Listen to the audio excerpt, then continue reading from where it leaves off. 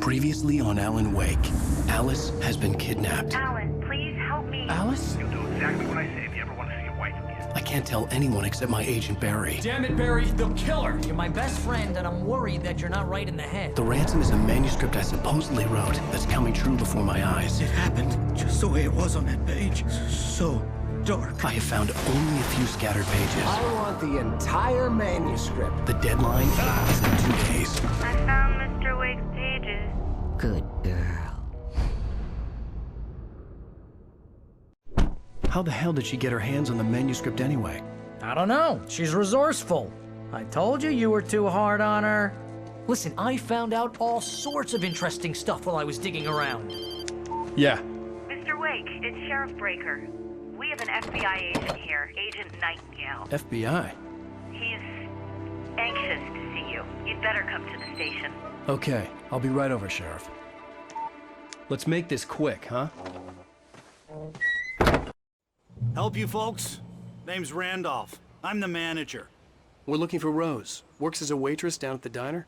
Rose, sure. Nice girl. Who wants to know? I'm Alan Wake. The writer, huh?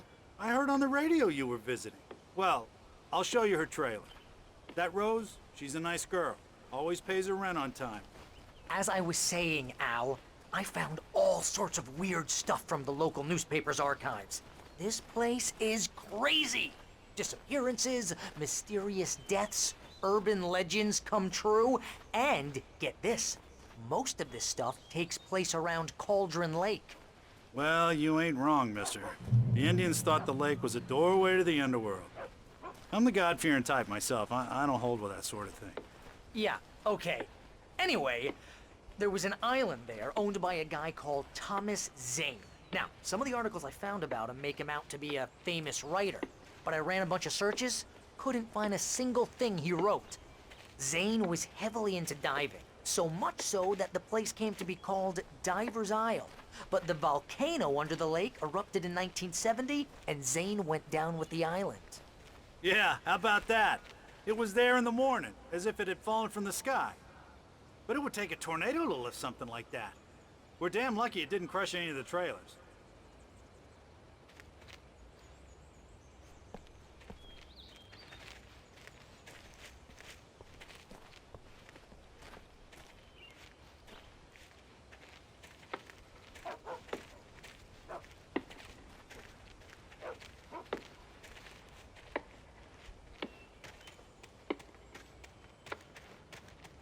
It gets better. A local girl, Barbara Jagger, drowned in Cauldron Lake just a week earlier. They were lovers. Anyway, Al, I'm just getting to the best part. All of the articles about this stuff were written by Cynthia Weaver. I asked around, and she's that crazy bag lady you met. Yeah, anyway, she knew both Jagger and Zane before they both died, and she had some kind of a breakdown.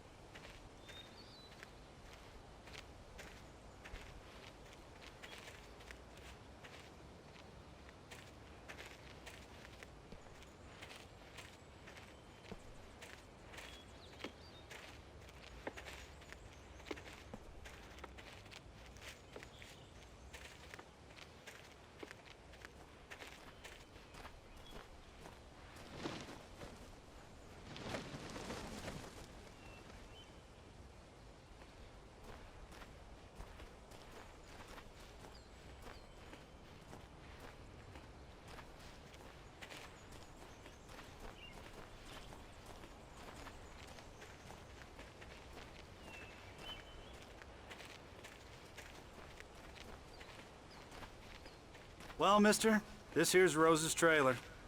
You mind me asking what you want with her? We're just here to talk to her, pal.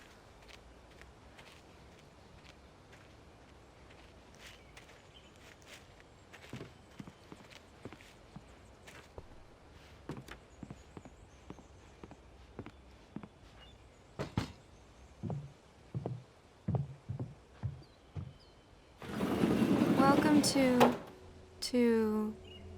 Oh dear, Mr. Wake. I'm so glad you're here. Rose, you have my manuscript? Oh. Oh yes. Yes. Please, come in. Hey, this is really good. Rose, Yes, my manuscript. I really need it. I understand. I know what you need. A muse to inspire you. Oh, for Barry? She doesn't have anything. Yeah, hey, Al? Al, what's... Oh... Barry! What? What?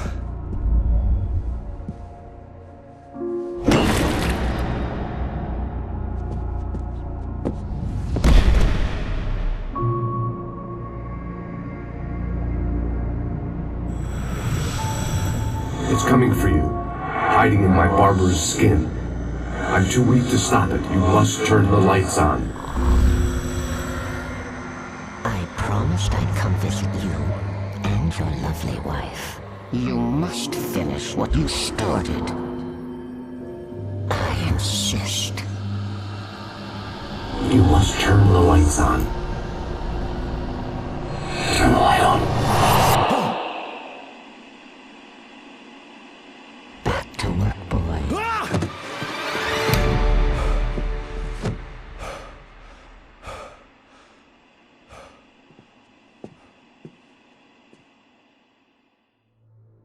I felt nauseous, hungover. Only anger kept me going. I can't tell reality from dream anymore, but it seems I have an imaginary editor to help me. She's an old woman in a funeral dress. I call her Barbara Jagger. She's very strict. I'm writing faster and faster. My manuscript is being heavily revised. The edits are getting very aggressive, and each day there's less of me and more of her. I hate it, but I know she's right.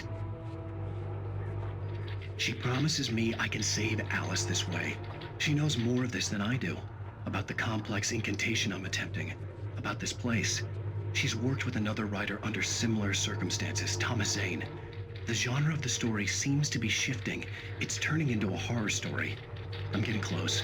I can feel it.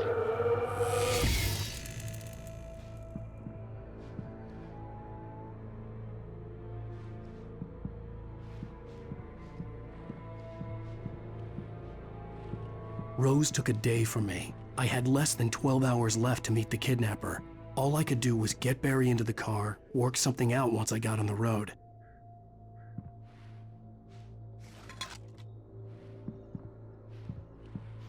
Barry was out of it. He was way too heavy to carry. You're right. I deserve more money.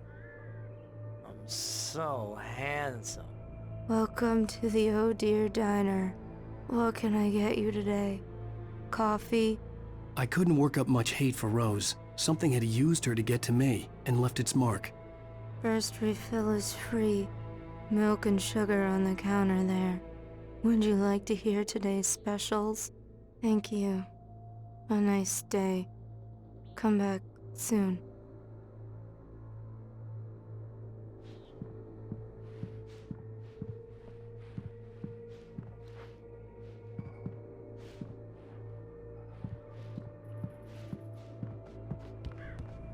My gun and flashlight were gone. I'd have to find a way to get Barry into the car as quickly as possible. There was no time to waste.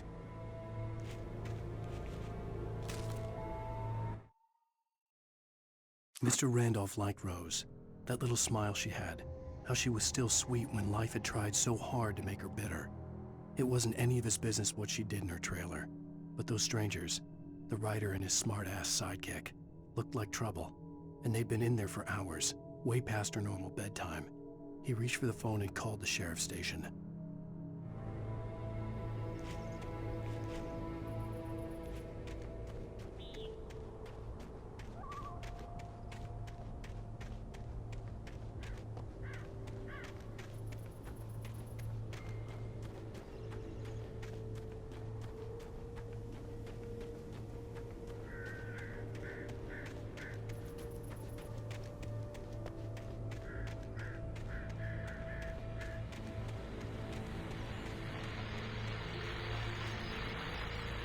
I just stepped outside to catch a breath of fresh air. Let me tell you, the weather's getting heavy.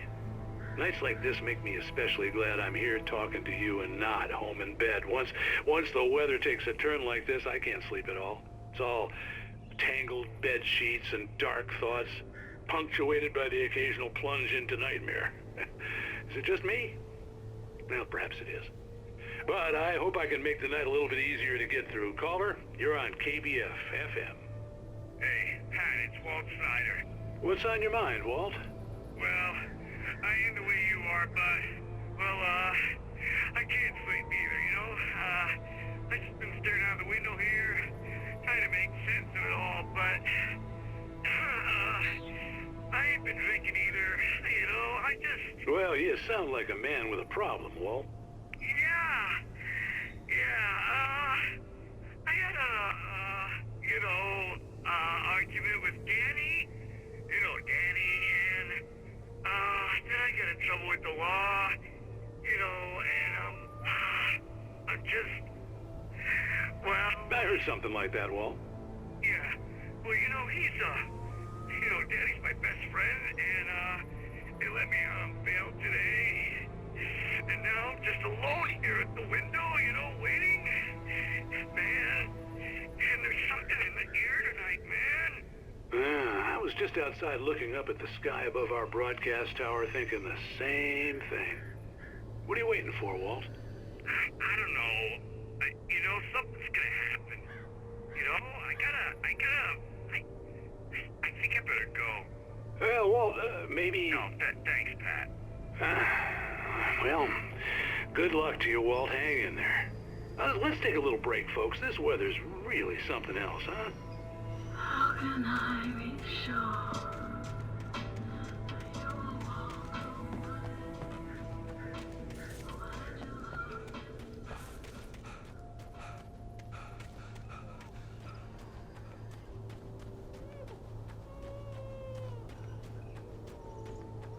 Oh, you're gonna get it now. God knows what you've done to that poor girl. This is Agent Nightingale, FBI! Get him up, Hemingway! You're under arrest! You move a muscle, I'll unload right in your goddamn face! Stay right where you are, Slane!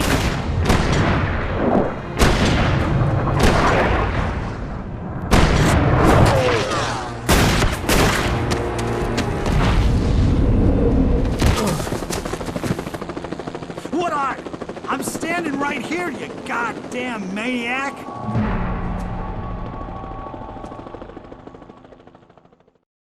I hated to leave Barry behind, but there was no way I'd miss my appointment with the kidnapper. Give it up, Mr. Wake! Come on!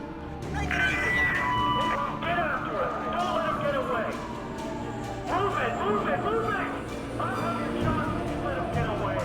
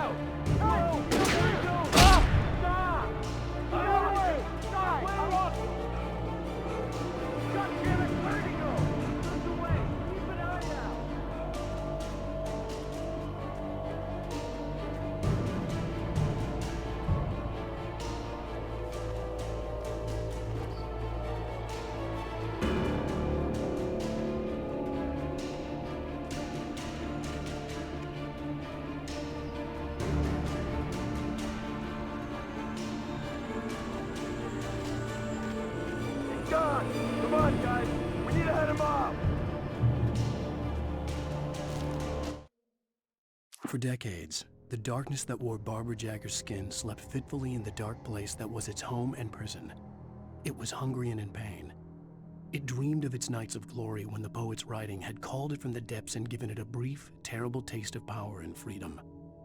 The rock stars had stirred it from the deep sleep the poet had sunk it back to in the end. When it sensed the writer on the ferry, it opened its eyes.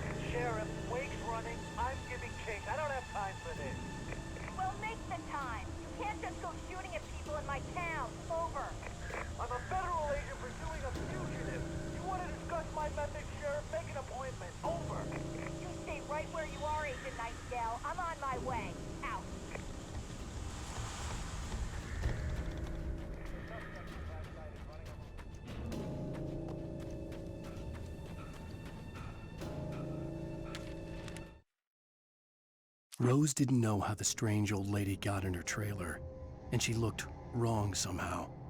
The woman showed her teeth in an approximation of a smile and traced a finger down Rose's cheek. "Pretty girl," she said. Rose felt as if she was falling asleep, but her knees didn't buckle. The crone spoke in a whisper, her words ice cold and dark in Rose's ear.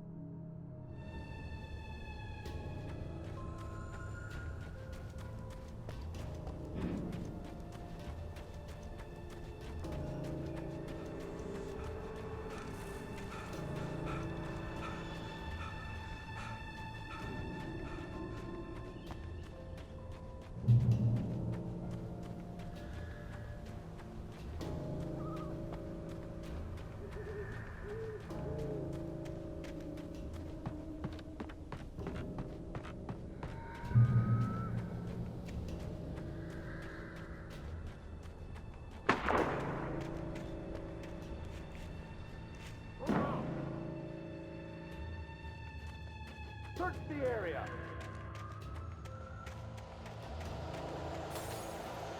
Stay sharp! This way!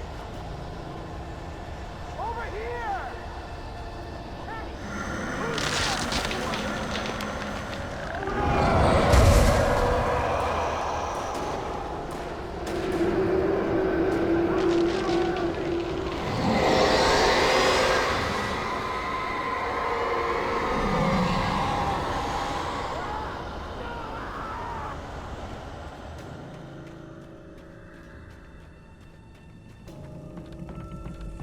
This horror was everywhere I went, circling me.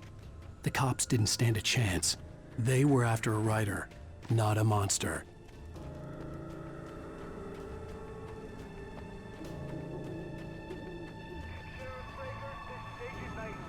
I've lost contact with most of the men you assigned to me. It's Wake's doing.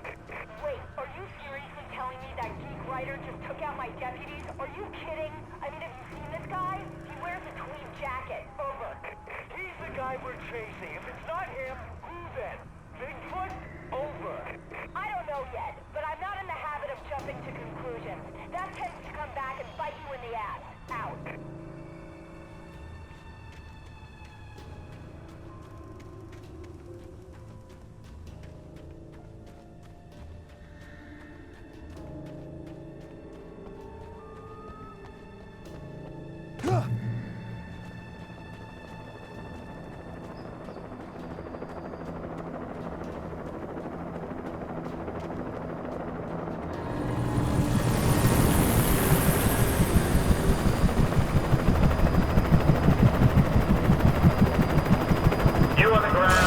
Hold it right there. There's nowhere to run. Freeze!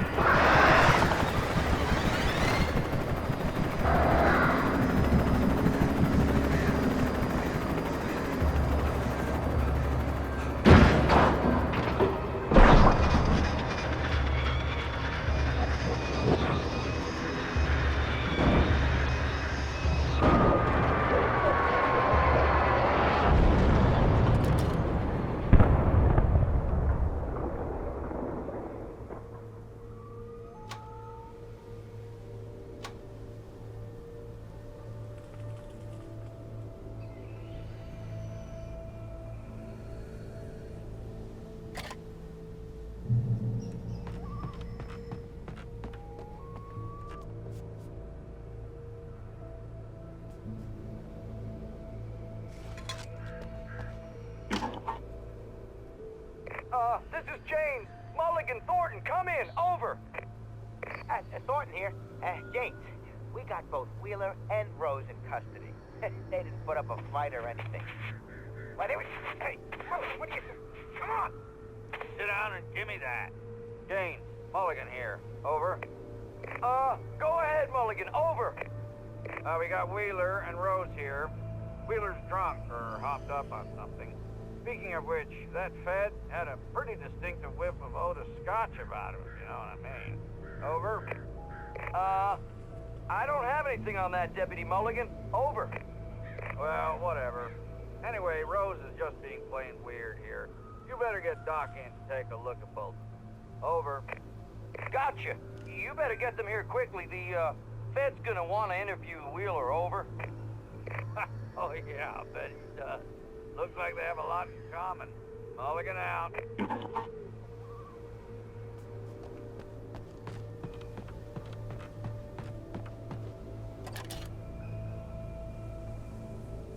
I could see the lights of the radio station in the distance.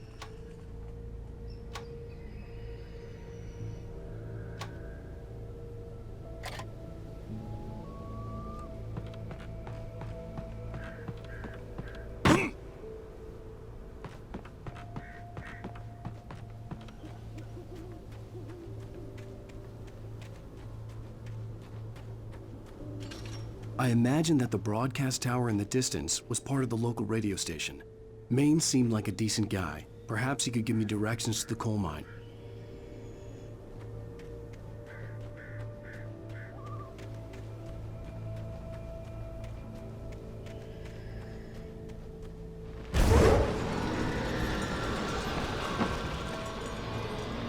Unnatural shadows clung to the gate.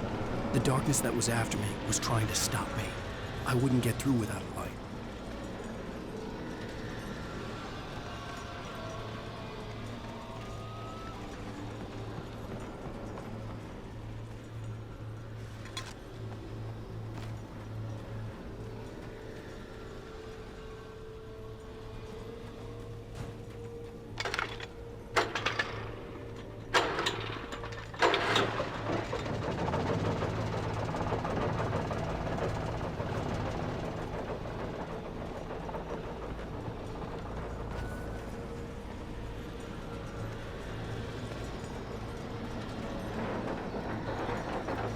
The old generator conked out. I'd have to see if I could fix it and try again.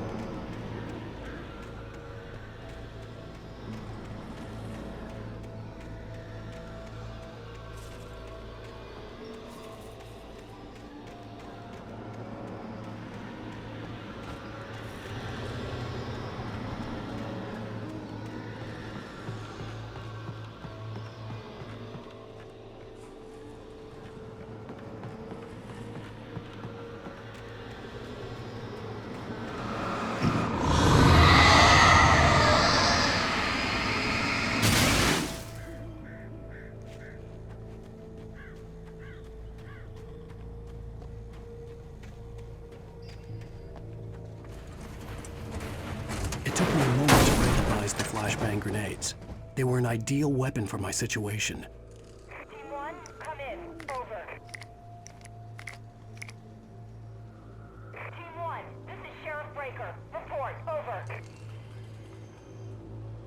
Team 2, come in. I need a report. Over. Come on, guys. Talk to me. Come in, please. Over.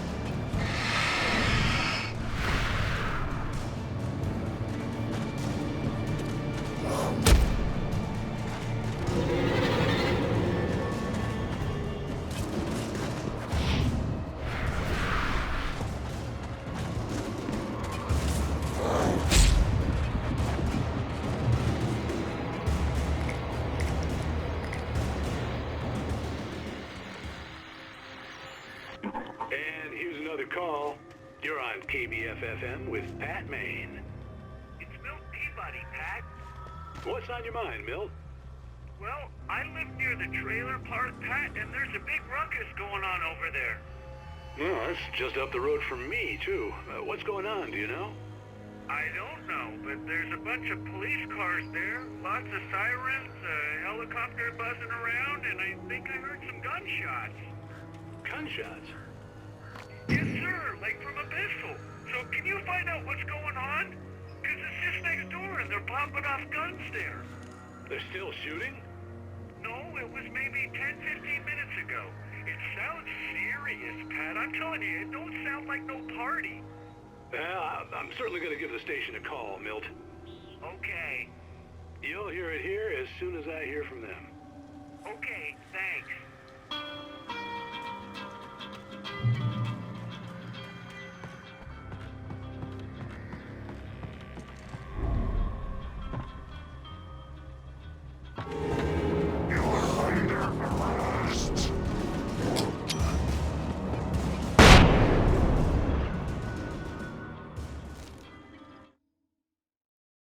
Touched by the dark presence, Rose was lost in a dreamland where everything was drawn in black and gray crayons. The old lady had promised her that all her wishes would come true. She would be Alan Wake's muse. She was smiling so hard it hurt her face. She crushed a bottle full of sleeping pills into the coffee. Deep down inside, she was screaming in terror.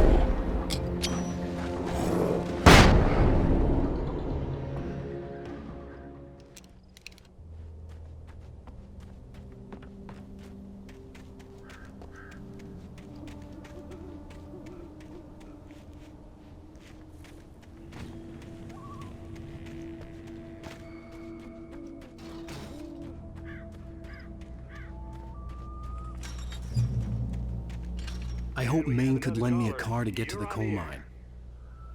It's Lorna Miles. Oh, why, hello, Lorna. What do you have for us? Well, I just don't see why the cops bother with the trailer park. What do you mean? It's a trailer park. Of course you're going to have trouble in a place like that. I mean, what do you expect? The sheriff should be helping us normal citizens instead of wasting resources on those people. Well... Let the trash sort themselves out. I'm sorry, but my granddaddy settled in Bright Falls in 1911. Well, thank you very much for that compassionate viewpoint, Lorna. How can I be sure?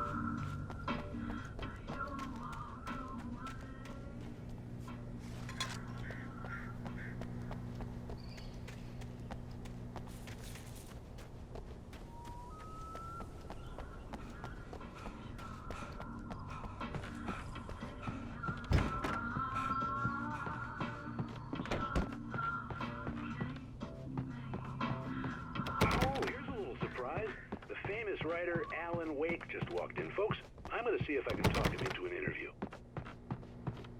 Come on in, Mr. Wake. Oh, I'm so glad you could find the time to do this, Mr. Wake.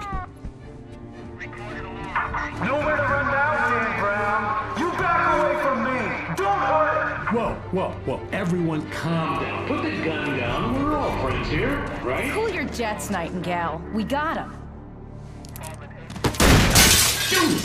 What the hell's the matter with you? There's a civilian in there.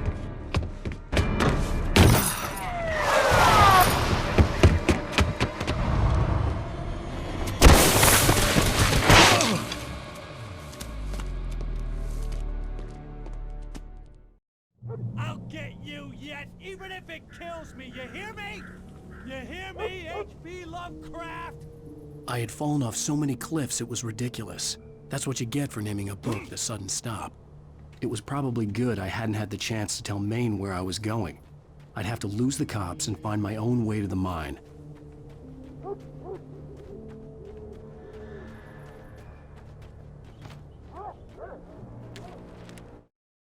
Nightingale stared through the broken studio window into the dark woods.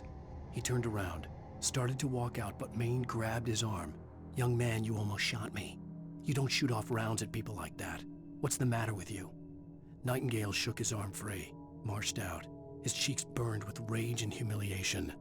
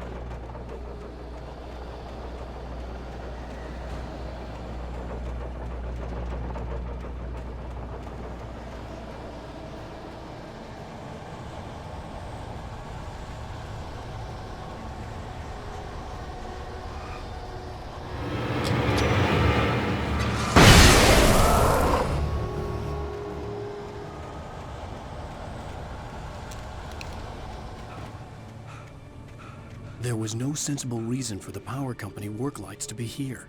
It was almost as if they'd been left for someone like me to use.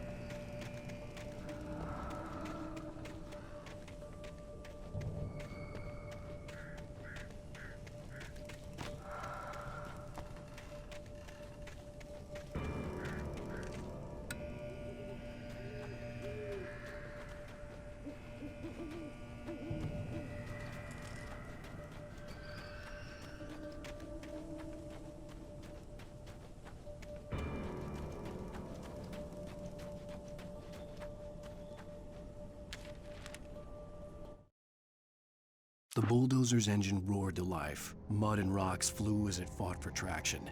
It crashed through the concrete wall and landed heavily in the yard.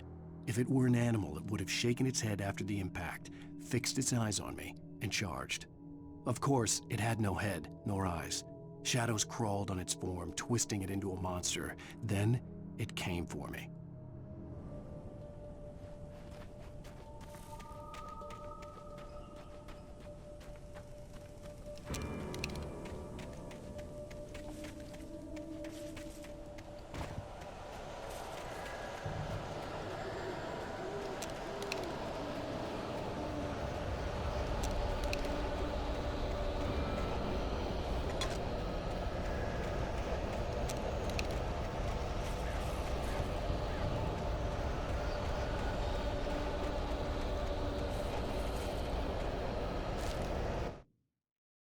Sarah trusted her gut, and her gut said Agent Nightingale was an asshole. He felt wrong, and it wasn't just the smell of stale booze. It was in the way he flashed his badge, pulled rank, the look in his eyes when he wanted answers. Where was Alan Wake? What was this about an accident? Where was his wife? And most importantly, why did she let Wake go? He wouldn't answer her questions. Federal business was all he'd say.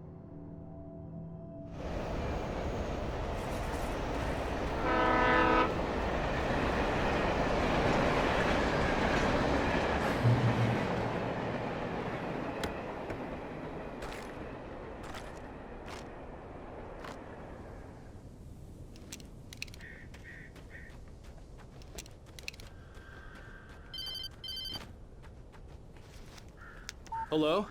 The most stubborn man I've ever met. Alice? Alice? Alan. I'm so afraid. Keeps me in the dark. Please help me. I look at you, Alan, and it's not you. Something else. Looking out from behind your eyes. Alice, I'm here. I'm so alone here. It's all gonna go to hell. You need to be careful. Cooperate. The connection had been terrible, but that wasn't the only thing that hadn't been right with the call. She sounded wrong somehow, but she had called me. The pipe wrenched itself loose from the bridge's steel framework. Wrapped in darkness, it floated in midair, twitching. For a moment, I didn't understand what I was looking at. The heavy object lurched at me with impossible force. I threw myself out of the way, but just barely. When I turned my flashlight on it, it shook in a dark rage before it flew at me again.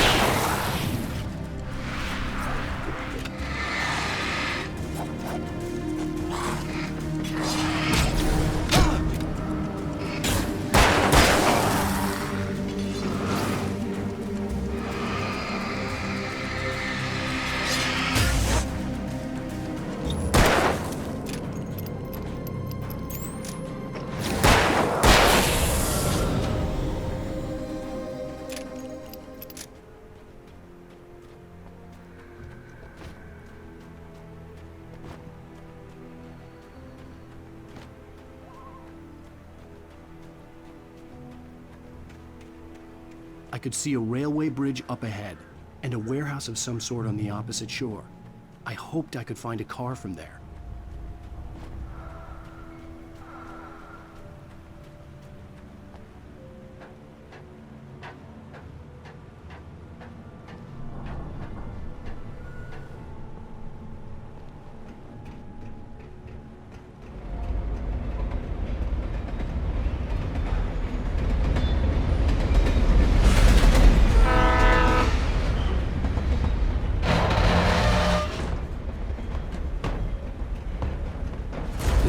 That was pursuing me was growing stronger, and it was taking over everything in its path.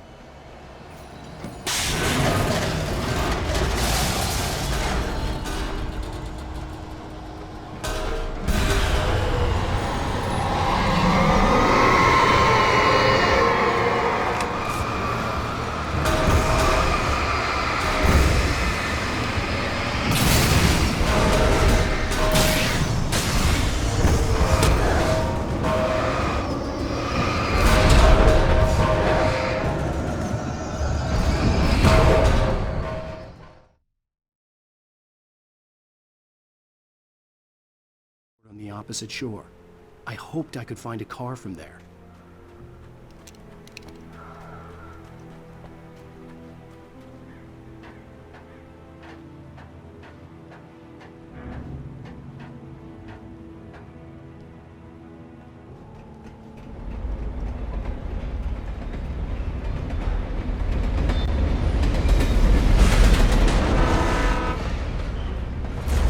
That was pursuing me was growing stronger, and it was taking over everything in its path.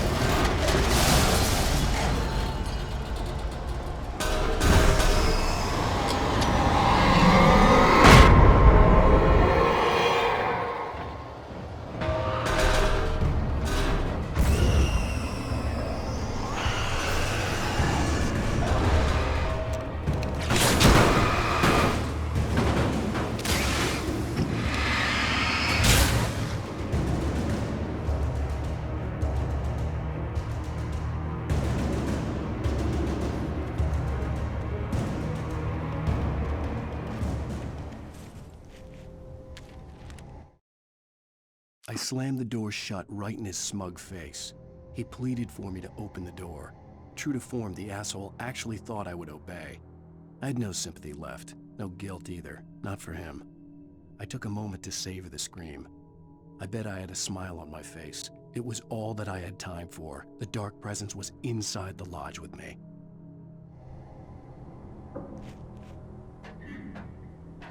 As a teenager, just starting to get interested in writing, Stephen King had been a source of inspiration to me. I thought about all the inanimate objects that had come to life in his books. No one is safe in a good horror story. Certainly not the protagonist. That's what makes them fun. This was anything but. The darkness could possess anything, and it was getting closer.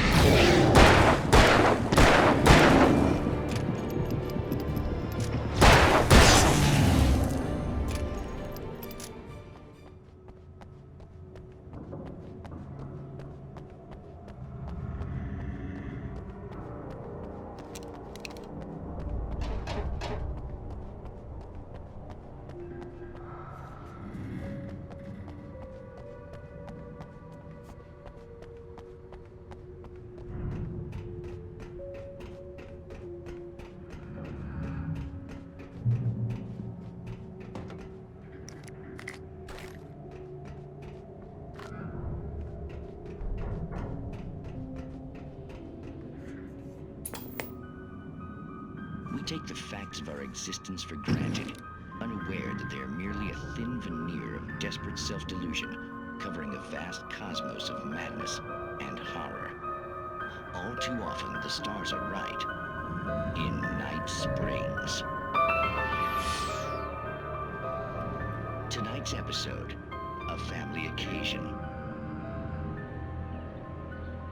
Journalist Alvin Derleth's trip to study the local customs of an insular community in Night Springs has been less than successful.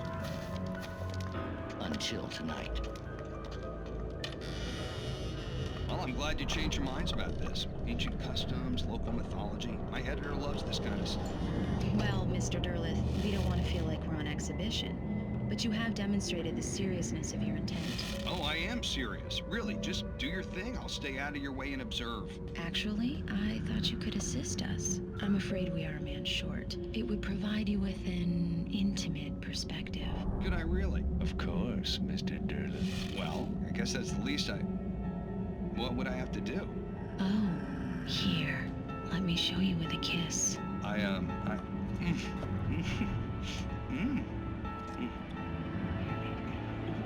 What did you add?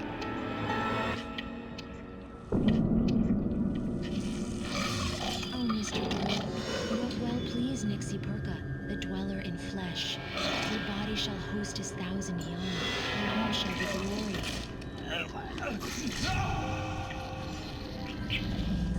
Shh, darling, be calm. Shh. Alvin Derleth learned a harsh lesson. If you go looking for mythology, it may come looking for you. And such quests always bear fruit. In Night Springs.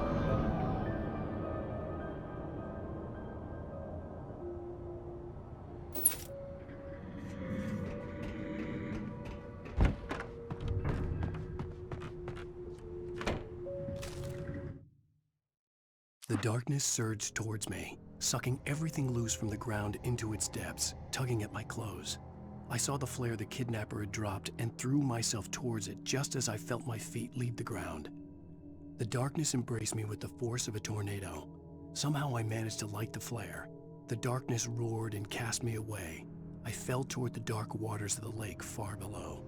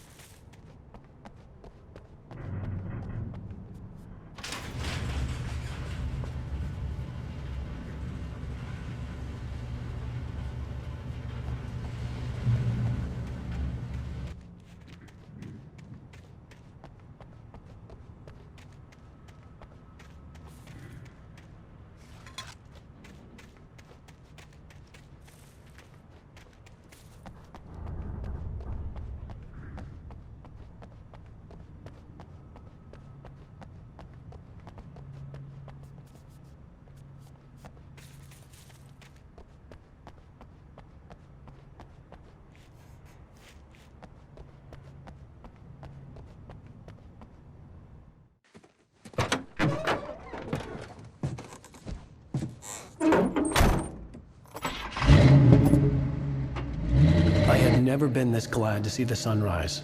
I had a couple of hours to get to the coal mine.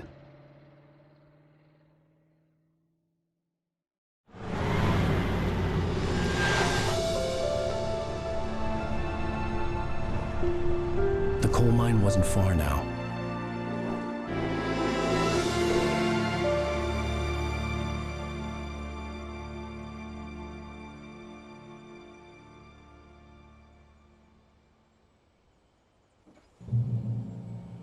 Today, I would meet the kidnapper, and he would give me Alice. I wouldn't give him any other choice. A drowning man will clutch at a straw.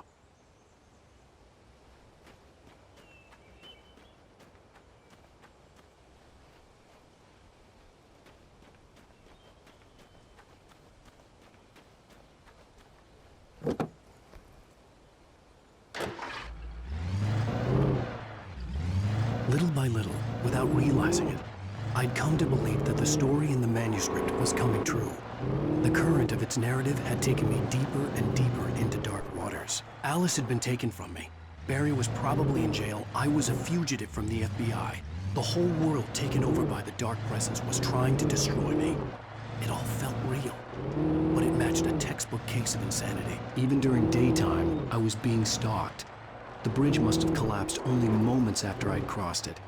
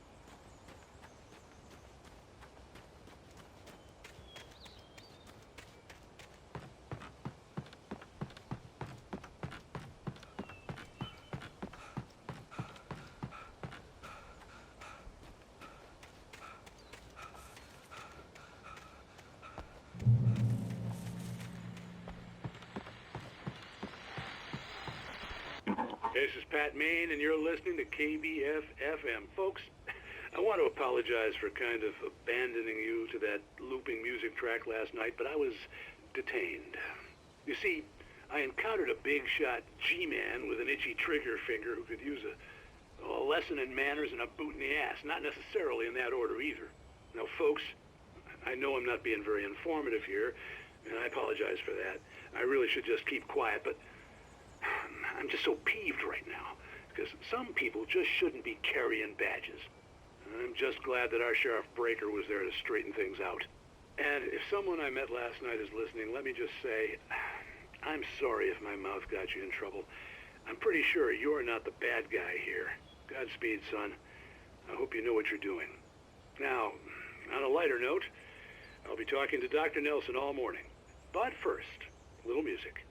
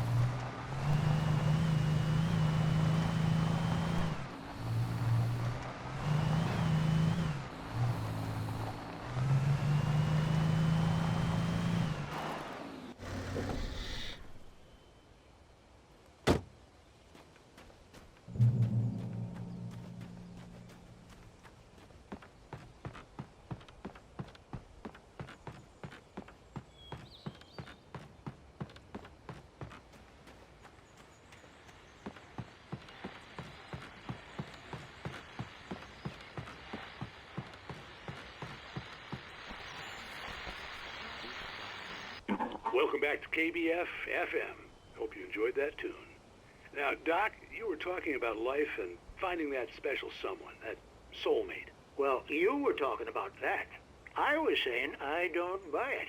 Well, see, to me, that's strange, because I always pegged you as a hopeless romantic. You got me there, Pat. But I think love's where you look for it. And you need to do a lot of looking, sure. But the idea that there's that one special person out there for you, and if you miss that chance, it's gone forever, and you're forever incomplete. I mean, isn't that depressing? Or, heck, childish even? Hey, there's plenty of fish in the sea. And apparently a fisherman has a fishing analogy for everything, but what you're saying, isn't that a little harsh? Well, no. What I am saying is that your potential for finding that connection isn't limited to what's essentially a chance encounter. How is that harsh? Yeah, well, I guess that's a nice thought, but let me say something personal here. Okay.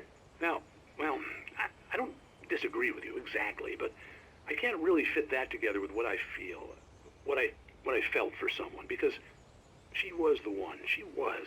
And I let her drift away from me.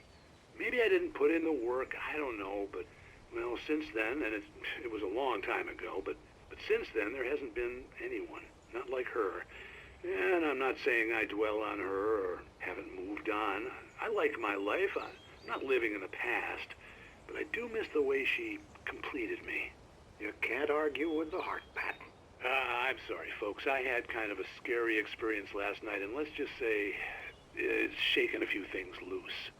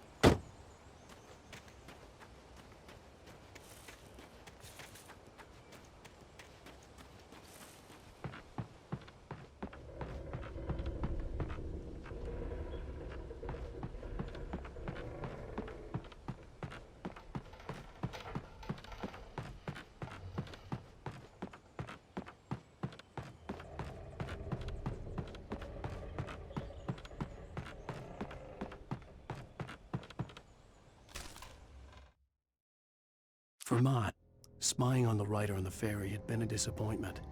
His boss had made Wake out to be something special, but Mott hadn't been impressed. He'd gotten a good long look at the wife, though, and he liked what he saw. Mott had fantasized about goading Wake into a fight, but it hadn't happened. Still, he'd get his chance to see if the writer had anything in him. He'd been promised as much.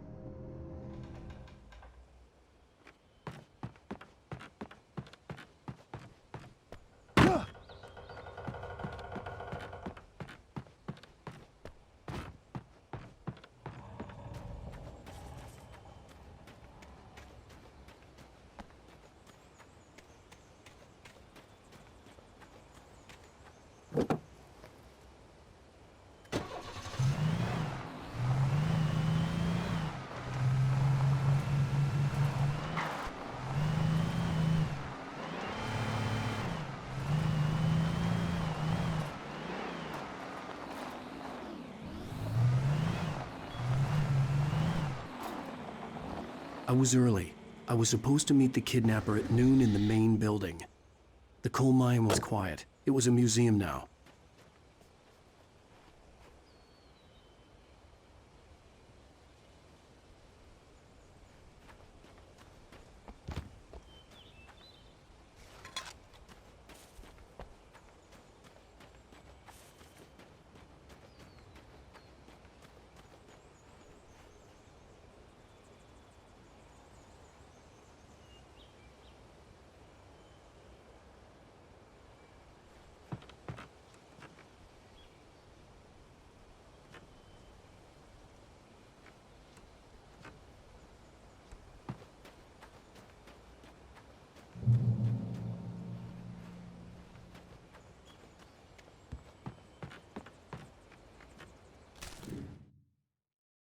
With Nightingale gone and the night wind blowing in through the broken studio window, Maine stared at Sarah. The sheriff looked away. Maine's voice shook with barely controlled anger. That boy's doing more drinking than thinking. I hope you know what you're doing, Sarah. He's got a sickness in his eyes. You take my word for it. He wants Wake for a reason, and it's not for anything good.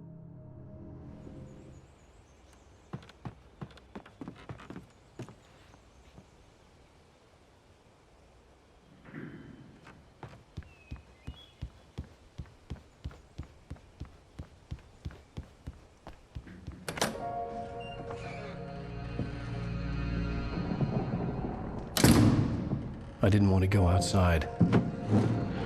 Cops had to be looking for me. The noon sun turned the place into a sauna. The day dragged on. Different scenarios ran through my mind. Ways of how I'd torture the kidnapper to get Alice back. Or the different horrible things he could have done to her. I imagined her dead. I had no way of knowing she was still alive. It was killing me. I was running on blind hope. It was all a waste of time. The bastard never showed up.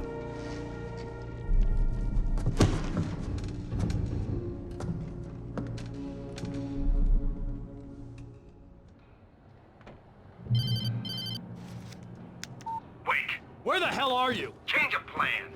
You know where Mirror Peak is? It's a big mountain north of where you are. You follow the path from the mine, you can't miss it. There's a lookout point there. I'll be waiting. I'm through being jerked around by you. You want to see your wife alive? Because if you do, you better watch what you say to me. Do we understand each other? I want to talk to Alice. Yeah, and I want the manuscript. Don't keep me waiting, Wake. Hello? Hello! Ah! I'm gonna kill him! I had to get to Mirror Peak.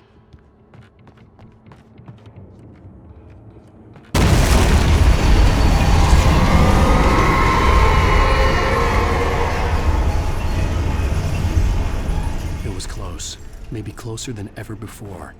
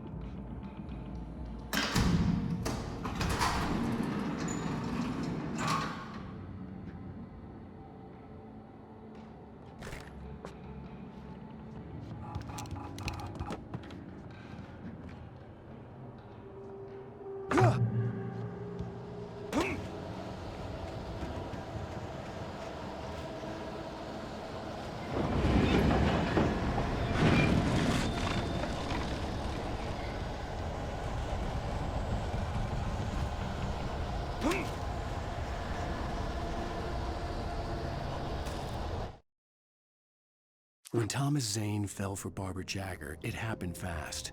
She was young, vibrant, and beautiful, full of life.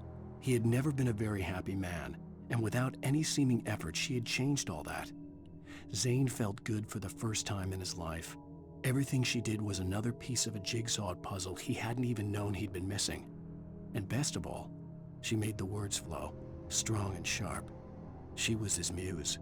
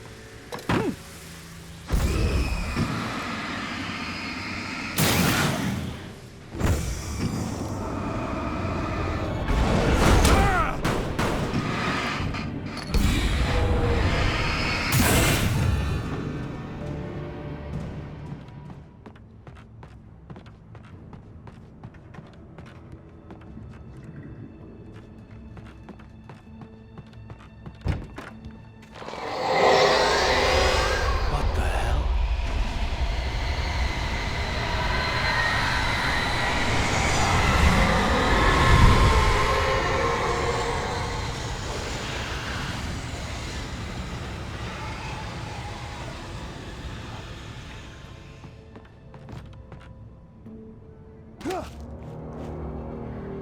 only way to reach the hillside ahead was to go through the building. I had to find a way to avoid electrocution.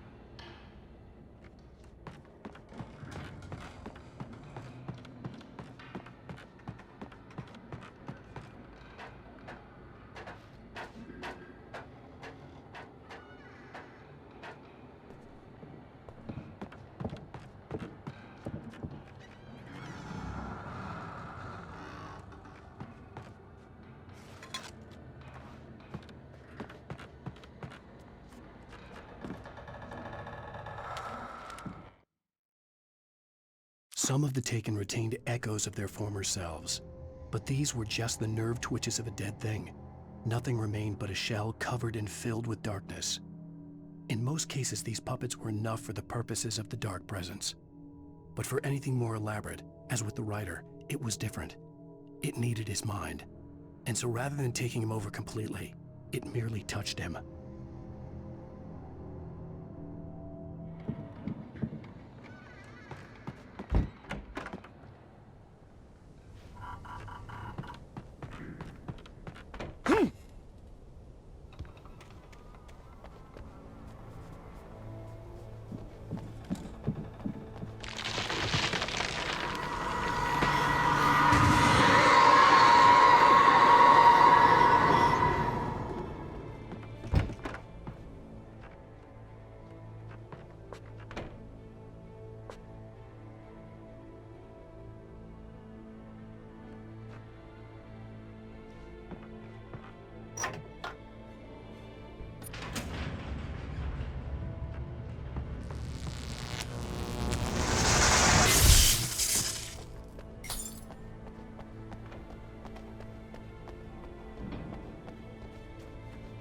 There was no way the flashbang grenades were standard power company equipment.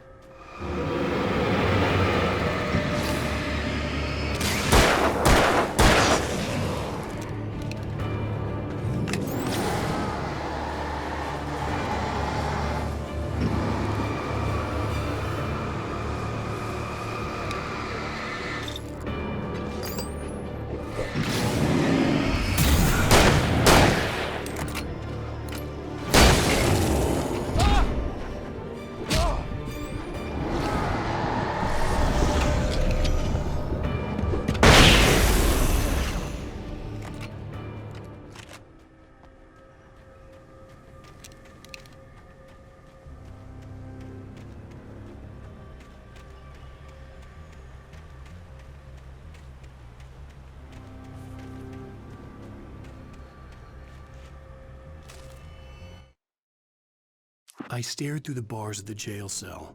Barry stood behind me, swaying on his feet, looking as ill as I felt. Agent Nightingale stood on the other side of the bars with Sheriff Breaker. Nightingale had a stack of manuscript pages in his hand. He seemed unhinged as he gloated. "Well, I've got you now, Raymond Chandler. It's all here. All the evidence, including conspiracy to murder a federal agent."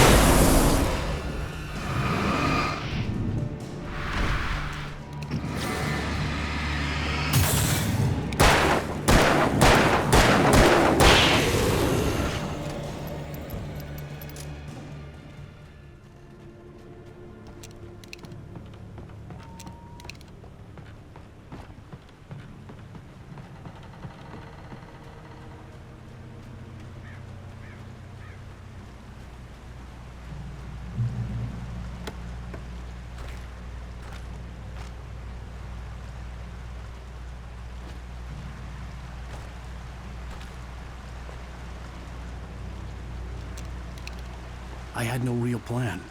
I was going to give the kidnapper all the manuscript pages I had for Alice. If that wasn't enough, I'd hold him at gunpoint and make him talk.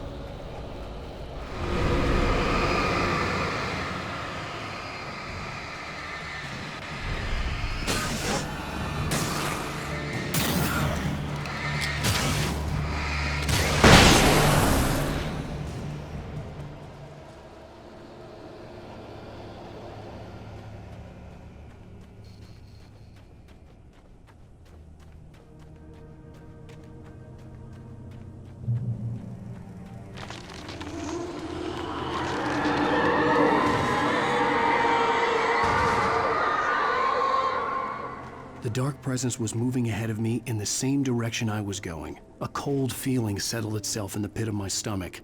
Was it going for Alice?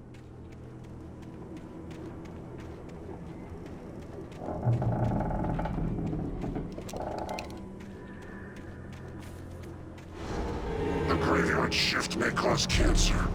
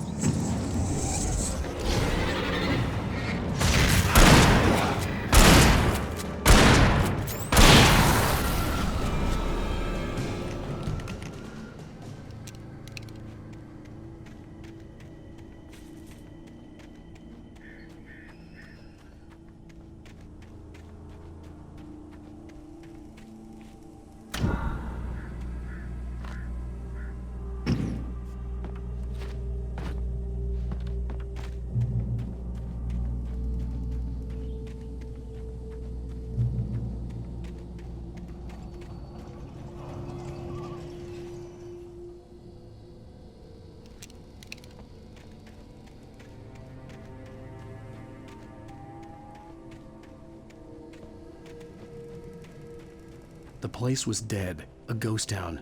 Had been for decades, maybe a century.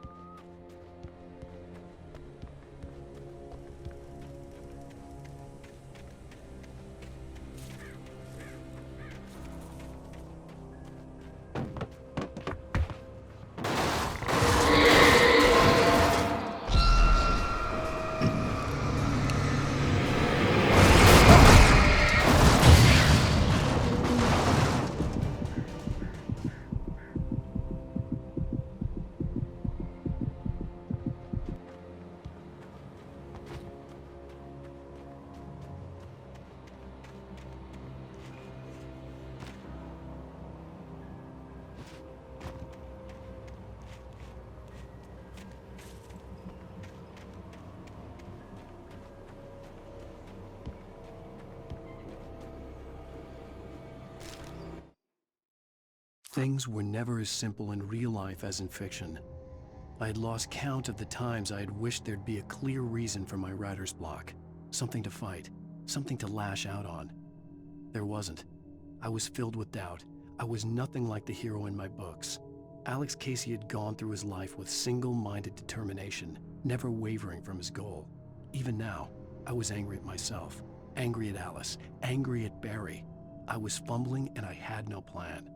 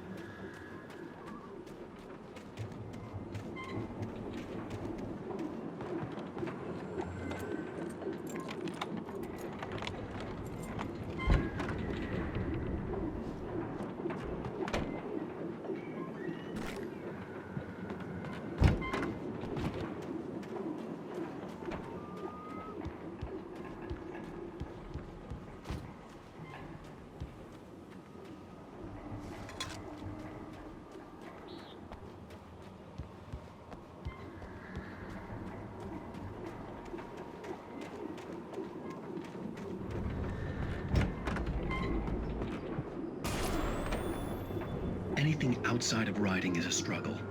I feel ill. I managed to make my way downstairs. There's a shoebox filled with books and papers by Thomas Zane. It's very hard to focus, but I managed to read some of it. He's a poet, and a good one.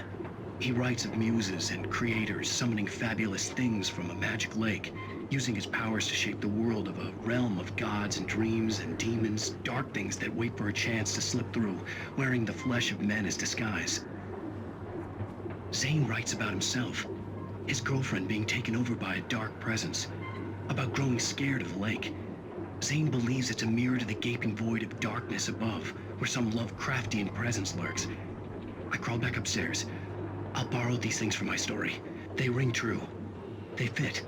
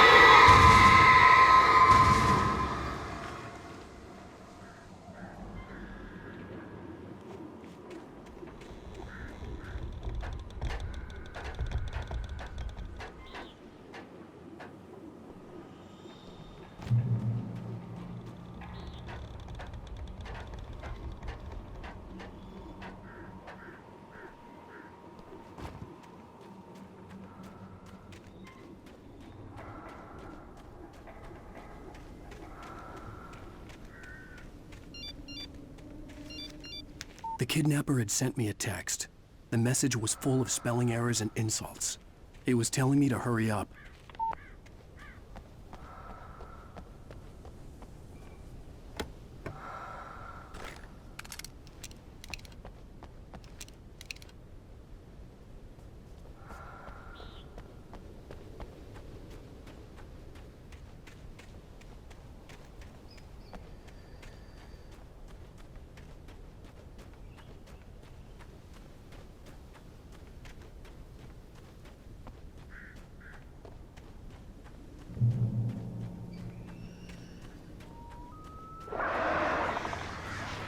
Birds.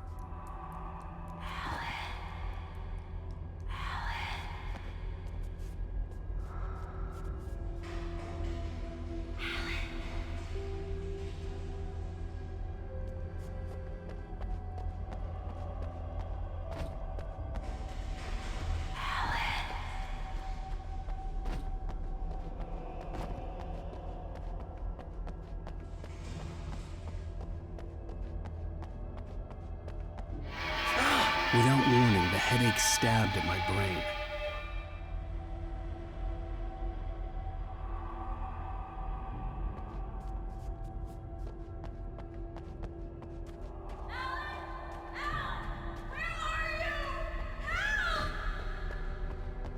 Alice?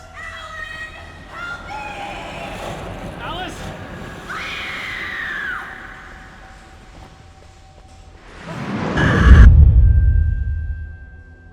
I'm losing it. I gotta get out of here.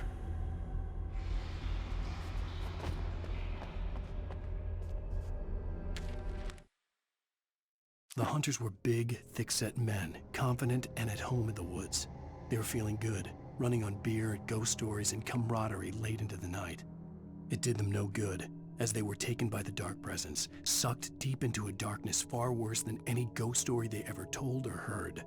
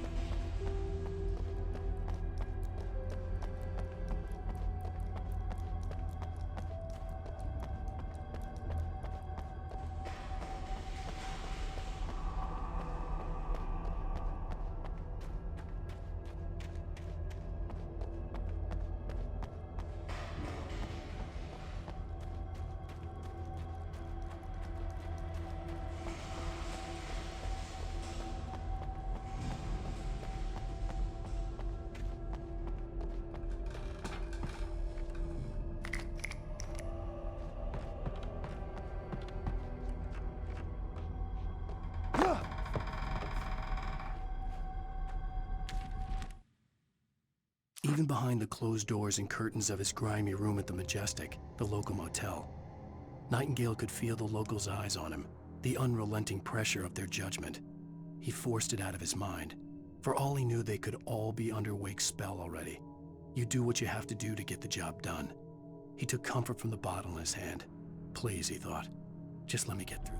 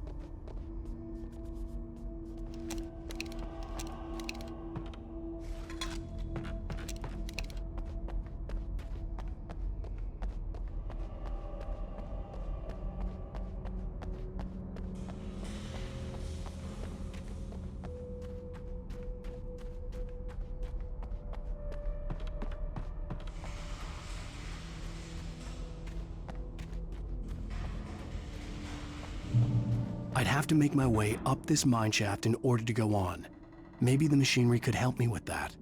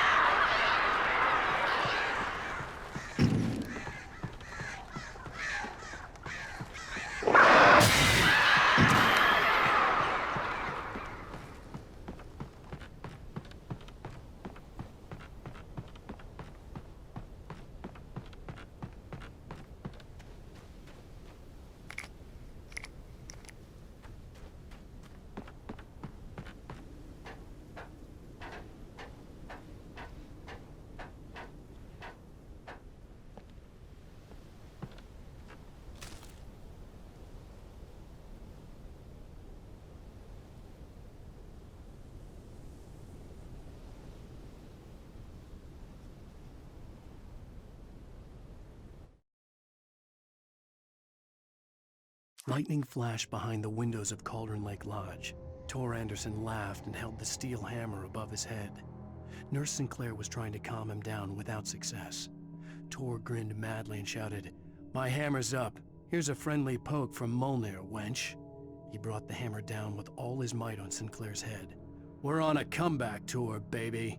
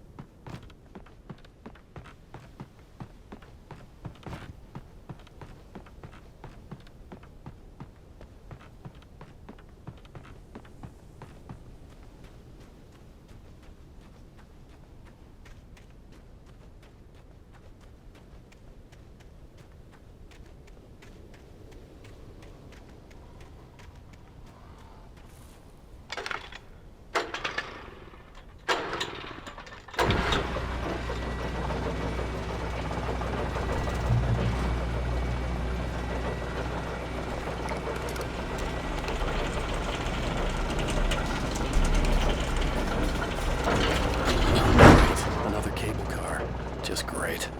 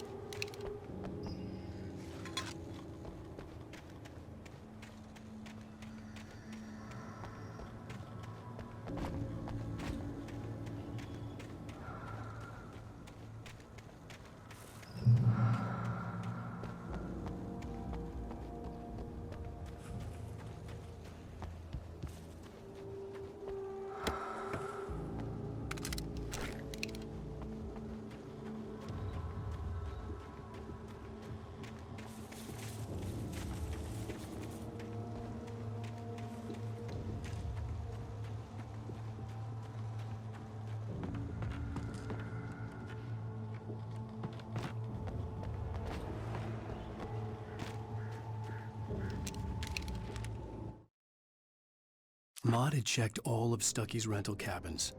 There had been no sign of the Wakes. It was dark when he'd found their car parked at the end of the road by Cauldron Lake. It made no sense. They must have taken a wrong turn, but there was no sign of them, and the car had been there for hours already. Frustrated, Mott stood on the rotten ruin of the footbridge that had once led to Diver's Isle before it sank beneath the waves years ago. The boss wouldn't be happy.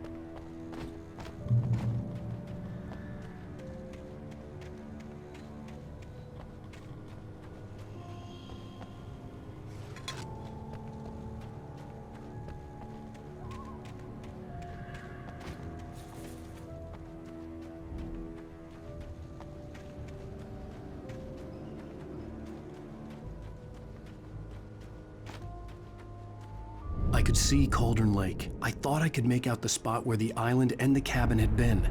There was a light near it. It had to be a boat.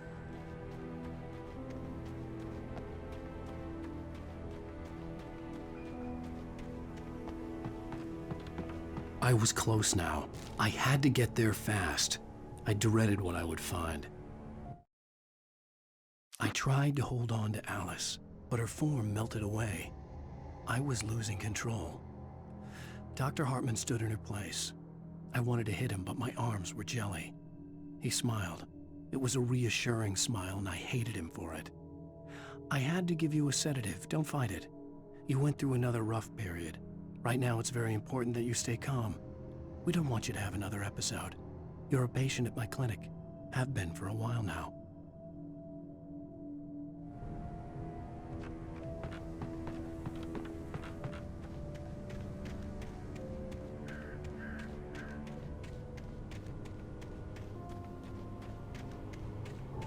Wait!